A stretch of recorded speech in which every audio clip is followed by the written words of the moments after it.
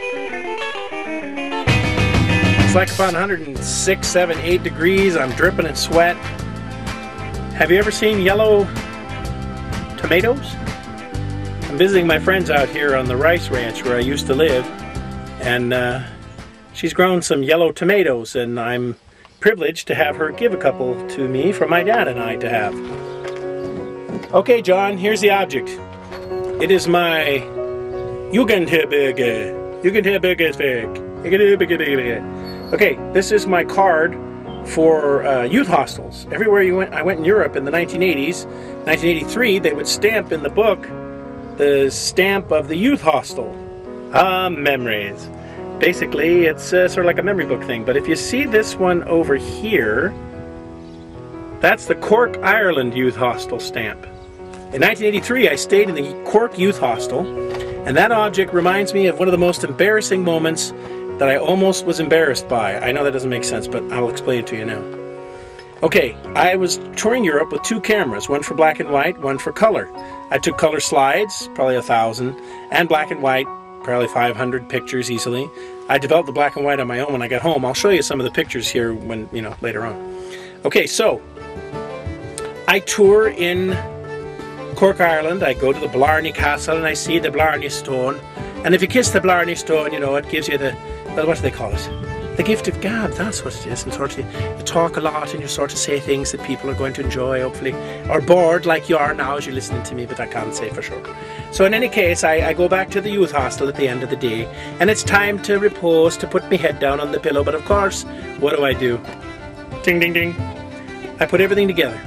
I always take my camera with me during the day, cameras in the bag, and at the end of the day I put it all together with my backpack so that I can keep it secure. So I go to bed, everybody goes to bed, it's a dorm, there's 12 people probably, 12 guys, real friendly. I met a guy named Duff there who gave me the book The Great Gatsby to read. That was kind of nice to have. And then, so I went to bed, and I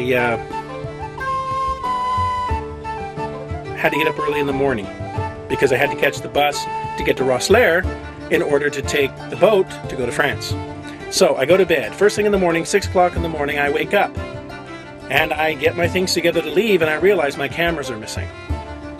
Well, I'm sick to my stomach because my cameras are missing, and the bus is leaving at 7:30. So I'm looking everywhere for my cameras. I can't find my cameras. So what else can I assume but that they've been stolen? I'm, like I'm running this way, and I'm running that way, and I'm trying to find out where my cameras are. I'm freaked. Somebody in this place has taken my cameras, and I got to be on the bus in no time.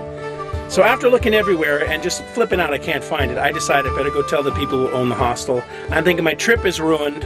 I've only just started. It's only been a week and a half, and now my cameras are gone. All my pictures are gone. I'm just sick to my stomach. So I talk to the people who own the hostel. I wake them up, and so they call the police. Well, the police come out to the youth hostel, and the lady's apologizing. Oh, as you know, we've been here so many years, and yet nobody's ever stolen anything from us. We've never had anything like this happen before. Oh, it's shameful, and I'm so sorry, sir. I'm disgusted. I put my backpack on, and I leave for the bus stop, and the lady says that she'd be happy to send me a letter if they ever find the cameras or if they're ever discovered. I get ready to get on the bus, and as I get on the bus, I go through my ritual, which is to tap to make sure that I have my sleeping bag, which is on the bag. And I tap the bag to make sure my shoes are in the bottom, the extra shoes.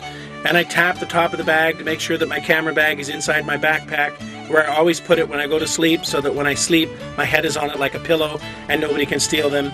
And when I do that, I feel my backpack and I feel my cameras in my backpack. After I've already called the police and these people are looking for criminals, I've got the damn cameras in my backpack. Needless to say, I got on the bus and I didn't say a word to anybody because I was disgusted with myself. I didn't want to look as stupid as I really was. So I got out of there, I got on the ship, and I was out of Ireland in no time. So if you're looking from the Cork, Ireland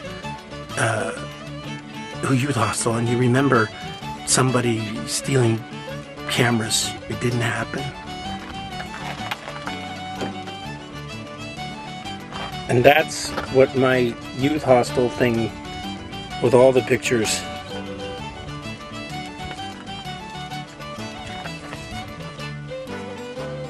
reminds me of.